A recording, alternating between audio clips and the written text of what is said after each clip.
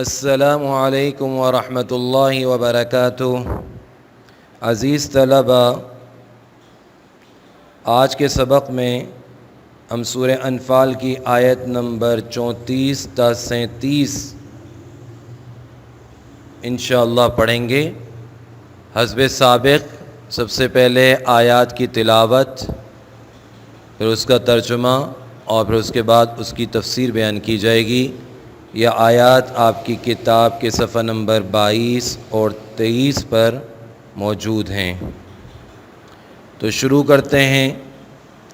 اعوذ باللہ من الشیطان الرجیم، بسم اللہ الرحمن الرحیم۔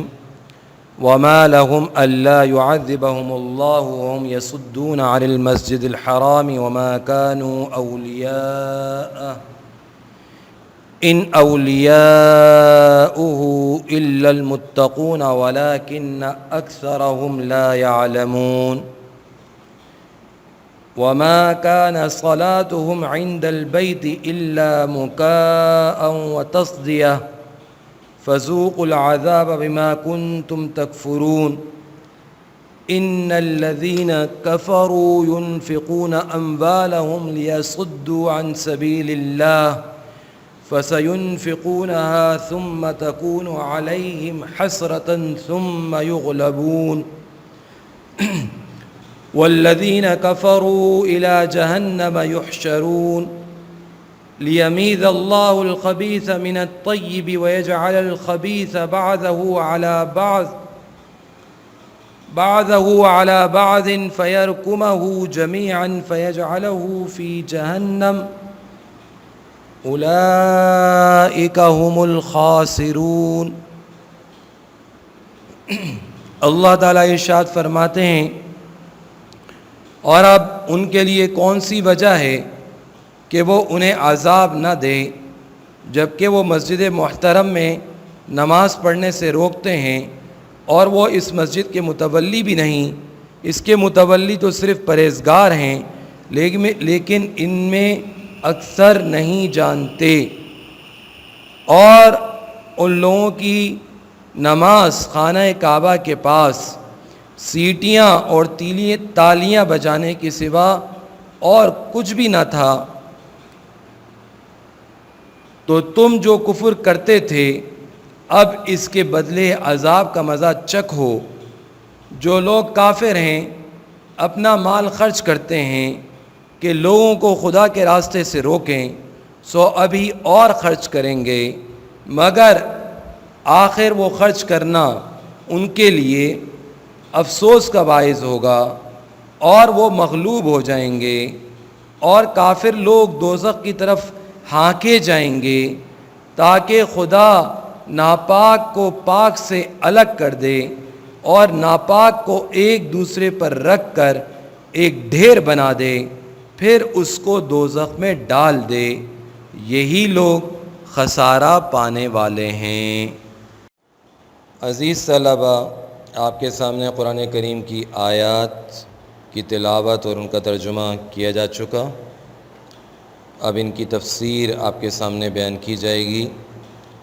خلاصے کے طور پر میں پچھلی آیات سے اس کا ربط بیان کرتا ہوں تاکہ بات کو سمجھنا آسان ہو جائے۔ آپ کو یاد ہوگا کہ پچھلے سبق میں ہم نے نضر بن حارث جو ایک سردار تھا مشرکوں کا، اس کے متعلق پڑھا تھا، اور پھر اس کے بعد جو آیت نمبر 33 تھی اس میں جواب قرآن کریم نے نضر بن حارث کا دیا تھا کہ اس نے جو عذاب کا مطالبہ کیا وہ اللہ تعالیٰ نے عذاب کیوں نازل نہیں کیا، اس کی دو وجوہات اللہ تعالیٰ نے بیان فرمائی تھی۔ ایک کہ حضور اقدس صلی اللہ علیہ وسلم مکہ میں موجود تھے، اور اللہ تعالیٰ کا قانون اور دستور یہ ہے کہ جب تک پیغمبر موجود ہوں اس وقت تک ان کی قوم پر عذاب نہیں آتا۔ اور دوسری وجہ یہ تھی کہ وہاں پر مسلمان موجود تھے جنہوں نے ہجرت نہیں کی تھی، وہ عبادات کرتے تھے اور اللہ تعالیٰ سے استغفار کرتے تھے، اس کی وجہ سے عذاب نازل نہیں ہوا۔ یہ ایک تفسیر تھی۔ دوسری تفسیر جو آپ کے سامنے بیان کی تھی وہ یہ تھی کہ حضرت صلی اللہ علیہ وسلم کا دنیا کے کسی بھی خطے میں موجود ہونا یہ ساری دنیا پر مکمل طور پر عذاب نازل ہونے سے رکاوٹ ہے، یعنی پوری دنیا یعنی پوری امت، کیونکہ اب قیامت تک کوئی نبی تو آئے گا نہیں، آپ اللہ تعالیٰ کے آخری پیغمبر ہیں، تو یہ ساری کی ساری دنیا میں جو لوگ آباد ہیں یہ سب آپ کی امت ہیں، تو یہ سارے کے سارے ہلاک نہیں کیے جائیں گے، اس لیے کہ حضور اقدس صلی اللہ علیہ وسلم جب حیات تھے تو اس وقت یعنی آپ دنیا میں موجود تھے، اس وقت تو یہ بالکل واضح بات تھی۔ اور دوسری وجہ کہ وہاں جو مشرکین تھے وہ استغفار کیا کرتے تھے، غفرانہ کا کہا کرتے تھے، طواف کرتے تھے تو اس وقت یہ کہتے تھے، تو اس کا فائدہ ان کو دنیا میں یہ ہوا کہ ان پر عذاب نازل نہیں ہوا۔ اچھا، میں نے یہاں پر ایک بات یہ کہی کہ جب حضور اقدس صلی اللہ علیہ وسلم دنیا میں موجود تھے تو یہ بات بالکل واضح تھی۔ اب پردہ فرمانے کے بعد کیا آپ صلی اللہ علیہ وسلم کی امت پر ایسا عذاب نازل ہوگا کہ جس سے ساری کی ساری امت، چاہے وہ ماننے والے ہوں یا نہ ماننے والے ہوں، سارے کے سارے ہلاک ہو جائیں؟ تو حضور اقدس صلی اللہ علیہ وسلم کی دعا جو قبول ہوئی اس میں بھی اللہ تعالیٰ نے آپ صلی اللہ علیہ وسلم سے یہ وعدہ کر لیا، یعنی دعا قبول کر لی کہ آپ کی امت ساری کی ساری ہلاک نہیں کی جائے گی، جیسے کہ پچھلے انبیاء کی نہ ماننے والے جو لوگ تھے، امت جو تھی اس کو ایک ساتھ ہلاک کر دیا گیا، ایسا حضور صلی اللہ علیہ وسلم کی امت کے ساتھ نہیں کیا جائے گا، چاہے وہ نافرمان مسلمان ہوں یا کافر ہوں، یعنی ایسا عذاب عام جس سے پوری امت تباہ ہو جائے، ایسا عذاب نہیں آئے گا جیسے نوح علیہ السلام کی قوم پر آیا، جتنے بھی نافرمان تھے سارے ہلاک کر دیے گئے، قوم لوط پہ آیا سارے ہلاک کر دیے گئے، ایسا نہیں ہوگا۔ ہاں، کسی علاقے پر، کسی شہر پر، کسی بستی پر، کسی فرد پر، کسی خاندان پر عذاب آ سکتا ہے، اس لیے کہ آپ صلی اللہ علیہ وسلم نے فرمایا میری امت میں خسف اور مسخ کا عذاب آئے گا۔ خسف کے معنی زمین میں اتر جانا یعنی زمین میں دھس جانا، اور مسخ یعنی صورتیں، شکلیں مسخ ہو جانا، یعنی کوئی بندر یا سور وغیرہ کی شکلوں میں اللہ تعالیٰ کسی کو تبدیل کر دیں، اللہ تعالیٰ حفاظت فرمائے، یہ اس کا مطلب ہے۔ اور حضرت صلی اللہ علیہ وسلم کا دنیا میں ہونا قیامت تک باقی ہے، باقی رہے گا۔ اس کا کیا مطلب ہے؟ میں پہلے بھی پچھلے سبق میں بھی عرض کر چکا ہوں، کیونکہ آپ کی رسالت قیامت تک کے لیے، اس لیے گویا کہ آپ صلی اللہ علیہ وسلم بھی موجود ہیں۔ اور دوسرا یہ کہ ہمارا عقیدہ یہ ہے کہ آپ اپنی قبر مبارک میں حیات ہیں، ٹھیک ہے بھائی عزیز طلبہ، یہ ہمارا عقیدہ ہے پورے امت مسلمہ کا، یہ عقیدہ ہے چاروں مسالک کا، یہ عقیدہ ہے اہل سنت والجماعت کا، یہ عقیدہ ہے کہ آپ صلی اللہ علیہ وسلم اپنے روضہ مبارک میں زندہ ہیں اور آپ کی رسالت قیامت تک قائم ہے۔ تو جب آپ قیامت تک دنیا میں ہیں اور آپ کی رسالت بھی دنیا میں ہے تو پھر عذاب آپ کی امت پر ایسا نہیں آئے گا کہ جس سے ساری کی ساری امت ہلاک کر دی جائے۔ تو عزیز طلبہ، یہ پچھلی آیتوں کا خلاصہ آپ سمجھ گئے ہوں گے، امید ہے۔ اس کو ذہن میں رکھتے ہوئے اب آج کی جو آیتیں ہیں ان کو ہم بیان کرتے ہیں۔ آج کی جو آیتیں ہیں اس میں یہ بیان کیا گیا سب سے پہلی آیت میں کہ رسول اللہ صلی اللہ علیہ وسلم یا ضعفاء مسلمین کی رعایت سے اگر دنیا میں ان کا عذاب یعنی مشرکین کا کفار کا عذاب ٹل ہی گیا تو ان لوگوں کو یہ نہیں سمجھنا چاہیے کہ یہ عذاب کے مستحق نہیں، بلکہ ان کا استحقاق عذاب کھلا ہوا ہے، یعنی ان کا جو وجہ عذاب ہے وہ بالکل واضح ہے، اور کفر اور انکار کے علاوہ اور بھی ان کے ایسے جرائم ہیں جن کی وجہ سے ان پر عذاب آ جانا چاہیے۔ ان دونوں آیتوں میں ان کے 3 جرم شمار کیے گئے۔ اول یہ کہ یہ لوگ خود تو مسجد حرام میں عبادت گزاری کے قابل ہی نہیں، یہ کیا عبادت کریں گے؟ جنہوں نے بت رکھے ہوئے وہ اللہ کی عبادت کیا کریں گے؟ اور جو مسلمان وہاں عبادت نماز طواف وغیرہ ادا کرنا چاہتے ہیں تو ان کو آنے سے روک دیتے ہیں۔ اس میں اور دیگر واقعات کے ساتھ حدیبیہ کا جو واقعہ ہوا اس کی طرف اشارہ ہے کہ جب 6 ہجری میں رسول اللہ صلی اللہ علیہ وسلم صحابہ اکرام کے ساتھ عمرہ ادا کرنے کے لیے مکہ مکرمہ سے کی طرف روانہ ہوئے تو انہوں نے روکنے کا ارادہ کیا، اور پھر بالآخر آپ صلی اللہ علیہ وسلم کو اور آپ کے اصحاب کو حدیبیہ کے مقام پر پڑاؤ ڈالنا پڑا، اور انہوں نے عمرہ ادا نہیں کرنے دیا، طواف نہیں کرنے دیا۔ آپ صلی اللہ علیہ وسلم کو صلح کرنی، آپ صلی اللہ علیہ وسلم نے صلح کی، اور مشرکین مکہ نے آپ کو واپس جانے پر مجبور کیا تھا۔ آپ نے یہ صلح حدیبیہ پوری پڑھی ہوئی ہے، آپ کے ذہن میں ہوگا انشاءاللہ تعالی۔ تو ایک تو نماز بھی نہیں پڑھتے اور مسلمانوں کو بھی روکتے ہیں عبادت سے۔ پھر یہ کہ یہ بیوقوف یوں سمجھتے ہیں اور کہتے ہیں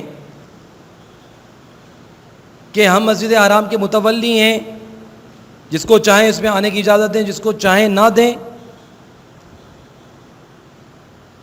تو ان کا یہ خیال 2 غلط فہمیوں کے نتیجہ تھا۔ ایک یہ کہ یہ اپنے آپ کو مسجد حرام کا متولی انہوں نے سمجھا، حالانکہ کوئی کافر کسی مسجد کا متولی ہو ہی نہیں سکتا۔ دوسرا یہ کہ متولی کو یہ حق کہ جس کو چاہے مسجد میں آنے سے روک دے، جبکہ مسجد تو کس کا گھر ہے بھائی؟ اللہ کا گھر ہے، اس میں آنے سے روکنے کا کسی کو حق نہیں، سوائے ایسی خاص صورتوں کے جن میں مسجد کی بے حرمتی یا دوسرے نمازیوں کی تکلیف کا اندیشہ ہو، اس صورت میں روکا جا سکتا ہے۔ جیسے اس کی ایک مثال رسول اللہ صلی اللہ علیہ وسلم نے فرمایا اپنی مسجدوں کو چھوٹے بچوں سے اور پاگل آدمیوں سے اور آپس کے جھگڑوں سے بچاؤ۔ بھئی چھوٹے بچے جو بالکل چھوٹے ناسمجھ ہوتے ہیں تو ان کو مسجد میں نہ لاؤ۔ آج بھی بہت سارے لوگ لے کر آ رہے ہوتے ہیں، بھائی ان کو مسجد کا کچھ پتہ ہی نہیں ہے۔ اب 3 سال کا بچہ، اس کو کیا پتہ کہ نماز کیا ہوتی ہے، مسجد کیا ہوتی ہے؟ وہ مسجد میں پیشاب بھی کر سکتا ہے، ناپاک کر سکتا ہے، تو اس لیے منع کیا گیا۔ اور پاگل کا حال بھی یہی ہے، اس کو عقل ہی نہیں ہے، وہ مسجد میں کھڑے ہو کر پیشاب کر سکتا ہے، وہ کسی کو مار سکتا ہے، کوئی توڑ پھوڑ کر سکتا ہے، اور آپس کے جھگڑوں کی جگہ مسجد تو ہے ہی نہیں بھائی، مسجد تو عبادت کی جگہ ہے۔ اس سے آپس میں اگر لوگ جھگڑیں گے مسجد میں تو اس سے مسجد کی بے حرمتی ہوگی، اس کا تقدس پامال ہوگا، اور نمازیوں کو بھی تکلیف پہنچے گی۔ تو اس لیے میں نے ایک مثال کے طور پر یہ عرض کیا کہ ایسی صورت میں مسجد کے متولی کو حق ہے کہ کوئی اگر چھوٹا بچہ لے کر آئے تو اس سے کہے کہ بھائی اس بچے کو آپ گھر چھوڑ کر آئیں۔ کوئی پاگل آئے تو اس کو مسجد سے باہر نکال دیں، اور کہیں کچھ لوگ اگر جھگڑ رہے ہوں مسجد کے اندر تو ان کو بھی مسجد سے روک دیا جائے۔ یہ تو حق ہے متولی کو، ایسی اور بات صورتیں، لیکن عمومی طور پر مسجد سے روکنے کا کسی کو حق حاصل نہیں ہے۔ اور پھر مسجد کے متولی کون ہو سکتے ہیں بھائی؟ کافر اور مشرک تو ہرگز نہیں ہو سکتے، مسلمان اور مسلمان متقی پرہیزگار مسلمان، دیندار مسلمان، وہ مسجد کے متولی بنیں، اس کے انتظام کو سنبھالیں۔ اس تفسیر کے مطابق جو لوگ شریعت و سنت کے خلاف عمل کرنے کے باوجود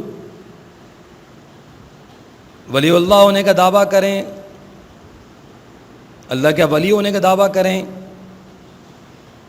اور جو ایسے لوگوں کو جو متقی نہ ہوں، پرہیزگار نہ ہوں، شریعت کے پابند نہ ہوں، حضور صلی اللہ علیہ وسلم کی سنتوں پر عمل نہ کرتے ہوں، حضور کے طریقے ان کی زندگیوں میں نہ ہوں، ایسے لوگوں کو اللہ کا ولی سمجھیں، وہ دھوکے میں ہیں۔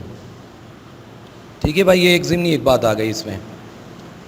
تو میں نے عرض کیا کہ پہلا جرم تو یہ تھا کہ خود مسجد میں عبادت گزاری کے قابل ہی نہیں تھے، دوسرا مسلمانوں کو بھی روکتے تھے، یہ تو ایک ہی بات ہو گئی۔ اور دوسرا جرم یہ تھا کہ اپنے آپ کو مسجد حرام کا متولی سمجھتے تھے، اور سمجھتے تھے کہ ہم جس کو چاہیں آنے دیں، جس کو چاہیں روک دیں۔ اور تیسرا جرم کیا تھا؟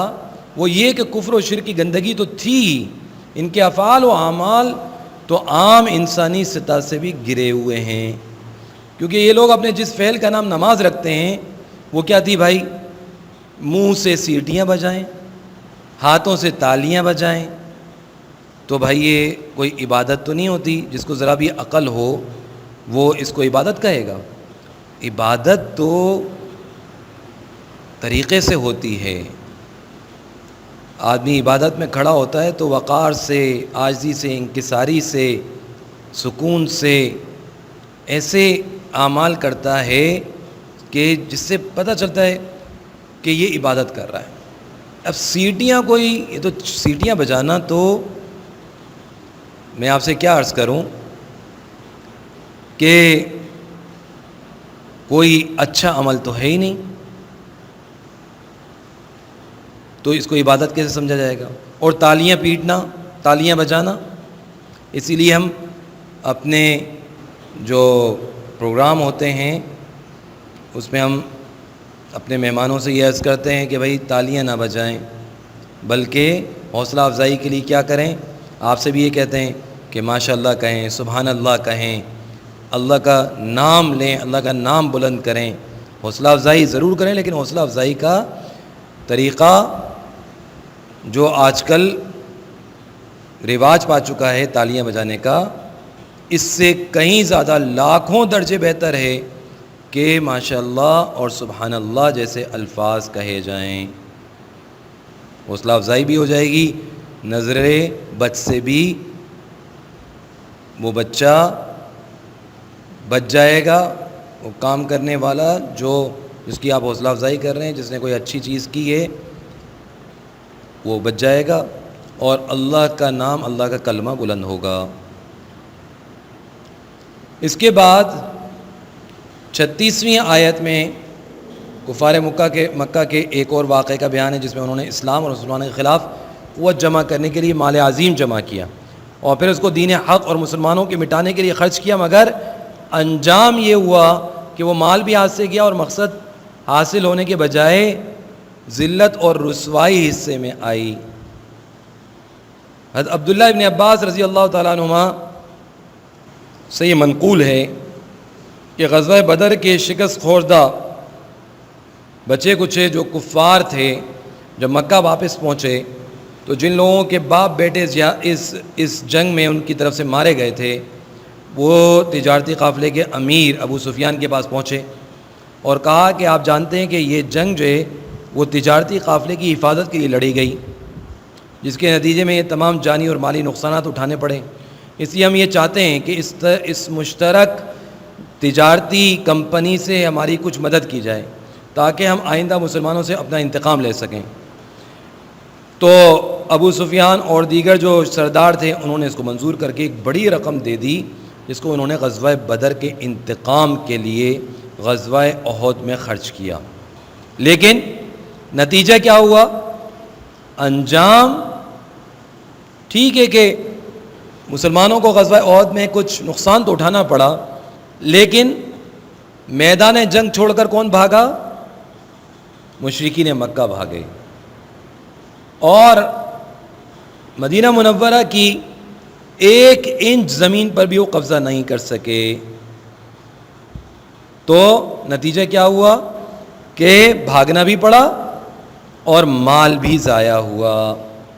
قرآن کریم نے اس آیت میں یہ واقعہ پیش آنے سے پہلے ہی رسول اکرم صلی اللہ علیہ وسلم کو انجام کی خبر دے دی، اور وہ فرمایا وہ لوگ جو کافر ہیں اپنے مالوں کو اس کام کے لیے خرچ کرنا چاہتے ہیں کہ لوگوں کو اللہ کے دین سے روکیں، تو اس کا انجام یہ ہوگا کہ یہ اپنا مال بھی خرچ کریں گے اور پھر ان کو مال خرچ کرنے پر حسرت ہوگی، افسوس ہوگا، اور پھر یہ مغلوب بھی ہوں گے۔ چنانچہ غزوہ احد میں خوب مال خرچ کیا اور آخر میں وہاں سے بھاگنا بھی پڑا۔ اس لیے یہ کہنا کہ غزوہ احد میں مسلمانوں کو شکست ہوئی بالکل غلط ہے۔ غزوہ احد میں مسلمانوں کو نقصان ضرور اٹھانا پڑا، لیکن شکست نہیں کہی جا سکتی، اس لیے کہ شکست اس کو کہتے ہیں کہ جو میدان جنگ سے بھاگ جائے وہ جنگ ہارنے والا کہلاتا ہے۔ اور آپ احد کا یہ معرکہ اپنی اسلامیات کی کتابوں میں بہت تفصیل سے پڑھ چکے ہیں، وہاں آپ دوبارہ بھی دیکھ سکتے ہیں کہ غزوہ احد میں میدان جنگ سے کون بھاگا تھا؟ مشرکین بھاگے تھے، بلکہ اس وقت مسلمانوں کو نقصان اٹھانا پڑا، زخمی تھے، شہید بھی ہوئے، لیکن مسلمانوں نے اس حالت میں بھی ان کا پیچھا کیا اور ان کو آگے بھگایا۔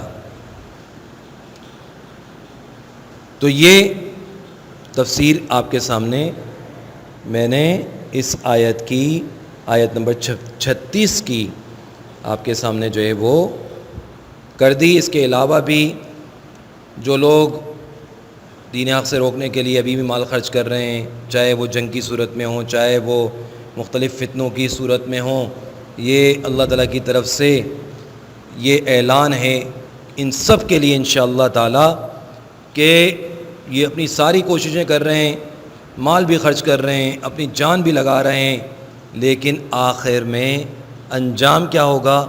یہی لوگ مغلوب ہوں گے، مسلمان غالب آئیں گے، اور ان کو اپنی ساری کوششوں پر اور مال خرچ کرنے پر افسوس ہی ہوگا۔ آج کے سبق کی آخری آیت یعنی 37ویں آیت میں واقعات مذکورہ کے کچھ نتائج کا بیان ہے۔ اس کا خلاصہ یہ ہے کہ کفار اپنے جو اموال اسلام کے خلاف انہوں نے استعمال کیے، پھر ان کو حسرت و ندامت ہوئی، ذلیل و خوار ہوئے، تو اللہ تعالیٰ نے گندی چیز کو اور پاک صاف چیز میں فرق ظاہر کر دیا۔ یہ اس کا فائدہ ہے۔ لفظ خبیث اور طیب دو متقابل لفظ ہیں۔ خبیث کے معنی ناپاک، گندے اور حرام کے لیے بولا جاتا ہے، اور طیب اس کے بالمقابل پاک، صاف ستھرے اور حلال کے لیے بولا جاتا ہے۔ اس جگہ ان دونوں لفظوں سے کفار کے اموال خبیثہ اور مسلمانوں کے اموال طیبہ بھی مراد ہو سکتے ہیں۔ اس صورت میں مطلب یہ ہوگا کہ کفار نے جو مال عظیم خرچ کیے وہ مال خبیث اور ناپاک تھے۔ اس کا برا نتیجہ یہ حاصل ہوا کہ مال بھی گیا اور جانیں بھی گئیں۔ اس کے بالمقابل مسلمانوں نے بہت تھوڑا مال خرچ کیا، مگر وہ مال پاک اور حلال تھا، ان کے خرچ کرنے والے کامیاب ہوئے اور مزید مال غنیمت بھی ہاتھ آیا۔ یہ ایک مطلب ہو گیا۔ اور بہت سے مفسرین نے اس جگہ خبیث اور طیب کی مراد عام قرار دی ہے، یعنی پاک اور ناپاک، پاک سے مومن اور ناپاک سے کافر مراد ہیں۔ اس صورت میں مطلب یہ ہوگا کہ حالات مذکورہ کے ذریعے اللہ تعالیٰ یہ چاہتے ہیں کہ پاک و ناپاک یعنی مومن و کافر میں امتیاز ہو جائے، اور مومنین جنت میں اور کفار سب کے سب ایک جگہ جہنم میں پھینک دیے جائیں۔ آج کا سبق یہاں ختم کرتے ہیں، اور اس کے ساتھ ہی جو الکلمات و تراکیب ہیں وہ بھی آپ سمجھ لیں۔ حسب سابق آپ ان کو یاد کریں گے، تھوڑے سے ہی ہیں، اور پھر اس کے بعد التمارین میں پہلا اور دوسرا اور تیسرا سوال، اس کے لیے ہم نوٹس کا صفحہ نمبر 3 آپ کو شیئر کر رہے ہیں، وہاں سے آپ اس کے جوابات، ان سوالات کے جوابات یاد کریں گے، اور پھر اس کے بعد چوتھا جو سوال ہے اس میں 2 آیتیں جو ہے وہ دی گئی ہیں، ان کا ترجمہ آپ یاد کریں گے۔ تو عزیز طلبہ، امید ہے کہ آپ نے پچھلے اسباق کے ساتھ جو تمارین دی گئی تھیں ان سوالات کو یاد کر لیا ہوگا، الکلمات و تراکیب بھی یاد کر لیے ہوں گے، تو ان کو بھی آپ یاد کر لیں تاکہ یہ پڑھائی کے ساتھ ساتھ آپ کا یاد کرنے کا سلسلہ بھی جاری رہے اور بعد میں کوئی مشکل نہ ہو۔ آج کا سبق ختم کرتے ہیں، پھر اگلی آیات کے ساتھ انشاءاللہ پھر حاضر ہوں گے۔ السلام علیکم ورحمۃ اللہ وبرکاتہ۔